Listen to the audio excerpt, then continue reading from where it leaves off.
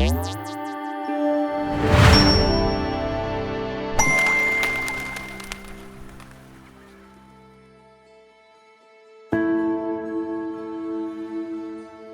Warrior, udah siap belum bersaing dengan ribuan orang untuk masuk ke sekolah kedinasan yang kalian impikan? Udah tinggal beberapa bulan lagi loh. Sejak tahun 1958, lembaga ini memberi kesempatan lulusan sekolah menengah umum jurusan IPA untuk dididik menjadi sebuah ahli yang berkompeten di bidangnya. Lembaga pendidikan tinggi kedinasan yang berfungsi untuk mengembangkan dan menyebarluaskan ilmu pengetahuan, khususnya di bidang statistika dan komputasi statistik dengan mendidik kader yang memiliki kemampuan akademik atau profesional. Mereka adalah mahasiswa STIS. Sedangkan kepanjangan STIS adalah Sekolah Tinggi Ilmu Statistik.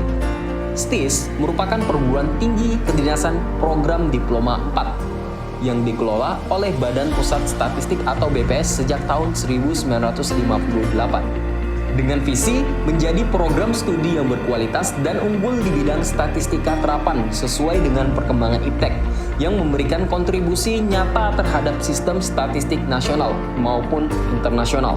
Dengan demikian, lulusan STIS diharapkan menjadi tenaga yang siap dan mampu merencanakan dan melaksanakan penelitian, melakukan analisis di bidang sosial ekonomi, serta merencanakan dan mengembangkan sistem informasi. Kurikulum dibuat sesuai dengan perkembangan ilmu ekonomi, kependudukan, sosial, dan teknologi informasi. Proses dan metode pembelajaran ditekankan pada pengembangan keterampilan di bidang statistik dan komputasi statistik. Untuk jurusan STIS mempunyai dua jurusan. Yang pertama, jurusan Statistika, Ekonomi dan Sosial Kependudukan, dan yang kedua, jurusan Komputasi Statistik. Jurusan Statistika menghasilkan tenaga ahli statistik ekonomi serta tenaga ahli statistik sosial kependudukan. Dan jurusan Komputasi Statistik menghasilkan tenaga ahli komputasi dan sistem informasi. Sedangkan proses pembelajaran Prodi D3 Statistika diselenggarakan dalam 3 jenjang atau tingkat. Setiap tingkat terdiri dari 2 semester. Pada setiap semester diberlakukan sistem paket dengan beban 15 sampai dengan 24 satuan kredit semester atau SKS. Perkuliahan dilaksanakan melalui metode tatap muka di kelas sesuai dengan jumlah SKS per mata kuliah.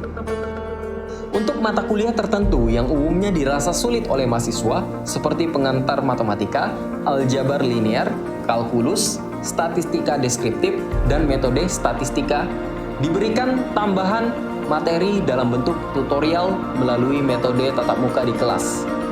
Tutorial dilakukan paling sedikit 4 kali per semester, yaitu 2 kali sebelum ujian tengah semester atau UTS, dan 2 kali sebelum ujian akhir semester atau UAS.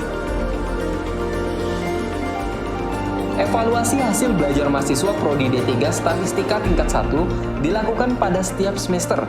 Adapun evaluasi hasil belajar bagi mahasiswa tingkat 2 dan 3 diberlakukan pada akhir tahun akademik.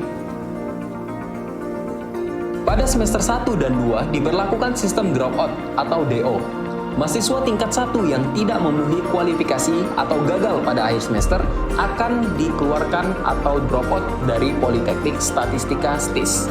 Sedangkan mahasiswa tingkat 2 dan 3 diberikan kesempatan mengulang 1 kali pada tingkat yang sama. Kualifikasi yang dimaksud yaitu, yang pertama, tidak ada nilai huruf E untuk setiap mata kuliah yang diujikan. Kemudian yang kedua, nilai D atau D+, tidak lebih dari 1 pada mata kuliah inti yang telah ditentukan.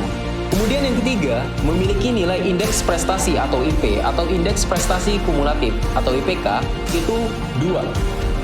Kemudian yang keempat, kualifikasi tambahan untuk mahasiswa tingkat 3 untuk dapat dinyatakan lulus dan berhak diwisuda yaitu memiliki IPK minimal 2,5. Dan yang kelima, tidak memiliki pelanggaran non-akademik melebihi kriteria yang telah ditetapkan. Wah, berat juga ya untuk mahasiswa yang baru masuk. Udah kayak kampus sebelah aja, pakai sistem dropout ya guys. So, sekian dulu video dari kami ya. Like kalau kalian suka, share kalau informasi ini bermanfaat, dan komen di bawah apa yang kalian ingin bahas seputar sekolah kedinasan. See you on the next video and goodbye.